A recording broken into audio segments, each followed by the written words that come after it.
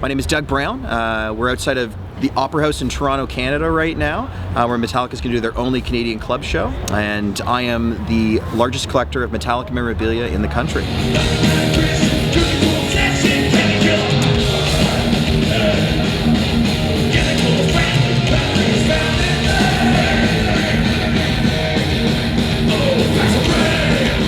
I started collecting at a very young age. My cousin got me a copy of the Black Album on cassette.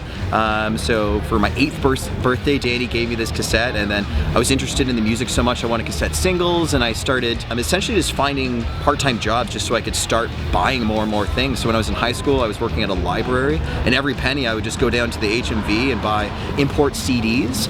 One day I was at a shop, Rotate This, downtown Toronto, and I picked up a vinyl copy of Ride the Lightning, and it looked a little different than my CD copy, and then all of a sudden I had two, and then I was like, okay, I should probably go find the cassette of that because I don't have that on cassette yet. And that was the point it started to spiral out of control. So I started importing from all around the world. When the eBay factor kind of came into play, I realized I could get promos, and I could start getting every single country of origin possible. The internet's an amazing resource for stuff like this, so you can essentially go online and realize there's an online community of different collectors. And an example being, if an album is released, I'll go and I'll buy 50 copies of it, and I'll ship it to 50 different people all around the world, and they will ship me different pressings from their country. And we've been doing this for about 15, 16 years now. Some of the toughest things to find are those early 80s items, which I'm slowly plugging away at. But currently I have 850 vinyl and CD variations of Metallica items, and another 2,000 to 3,000 pieces of Metallica memorabilia from all around the world.